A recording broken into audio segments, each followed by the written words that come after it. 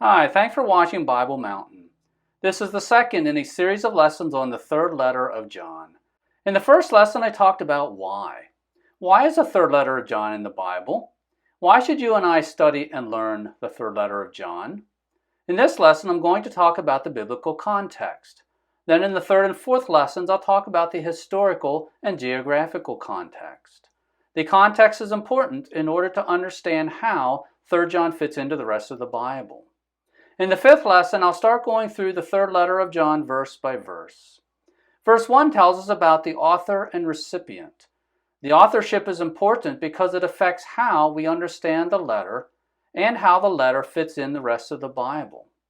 What's important about the authorship of 3 John is not so much who wrote it as it is who did not write it. Verse 2 talks about prosperity and prayers. Verses 3 and 4 talk about the joy we experience when our children live godly lives. I'll look at this in the context of both birth children and spiritual children. Verses 5 through 8 talk about hospitality and how we should treat fellow believers. Verse 5 talks specifically about how to treat strangers.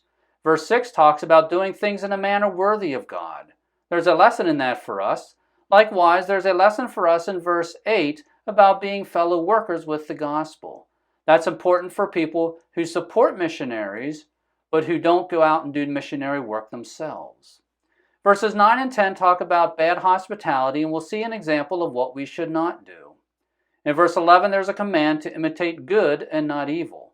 Then in the last lesson in this series, we'll look at the conclusion of the third letter of John and conclude our series through the third letter of John. As I said earlier, in the first lesson, I talked about why. Why is 3 John in the Bible? Why should you and I study and learn the third letter of John? We learned that 3 John is about hospitality. It is a letter that contains instructions on how Christians should treat other believers. It specifically talks about how Christians should treat other Christians who are strangers and other Christians who are involved in evangelism and missionary work. I'll talk about that even more in future lessons. In this lesson, I'm going to talk about the biblical context. We'll look at how this letter fits into the rest of the Bible. The biblical context also helps us understand why this letter is important to us. Let's start by thinking about the whole Bible. As you know, the Bible is divided into the Old Testament and the New Testament. The Old Testament was written in Hebrew and Aramaic. The New Testament was written in Greek. The Old Testament tells us about people and events from before the time of Christ. The New Testament tells us about people and events during and after the time of Christ. The Old Testament is primarily about Israel. The New Testament is about Jesus and the church. Now let's talk about the New Testament. The first 4 books of the New Testament are Matthew, Mark, Luke, and John. They tell us about Jesus. They tell us about his birth, a little bit about his childhood, and a lot about the time Jesus traveled around the Holy Land, teaching people, performing miracles, and healing people. They tell us that Jesus was crucified and buried, and that he rose again the third day. Next in the New Testament is the book of Acts.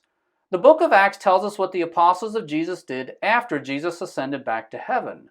Jesus had told his apostles to go out and tell the world about him. The book of Acts tells us some of the things the apostles did as they started to fulfill that commission to go out and tell the world about Jesus. The last book of the New Testament is the book of Revelation. Revelation tells us about future events, events that have not happened yet even as I speak.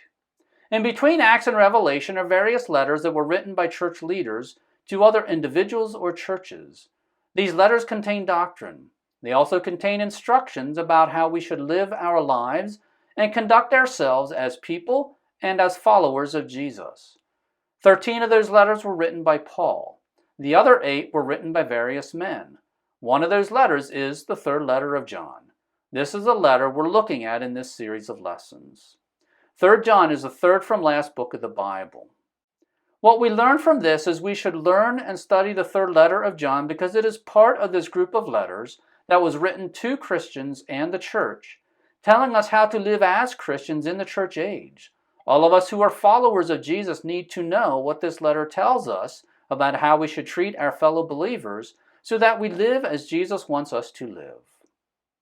Thanks again for visiting Bible Mountain. I greatly appreciate you spending some of your valuable time watching my videos and reading my articles. The next lesson will explain the historical context of 3 John. If you haven't already done so, please join either my email list or my Patreon page in order to make sure you receive that lesson, as well as all of the future lessons in this series. The email list is free. In order to join, go to BibleMountain.com, click on email, and that will take you to a page where you can sign up. Your email address will not be sold nor given away. Patreon is a paid subscription. This helps me cover the costs of producing Bible Mountain. If you sign up today, I will send you a free music CD. In order to join, go to BibleMountain.com, click on Patreon, and that will take you to a page where you can join. Once again, thank you for watching Bible Mountain.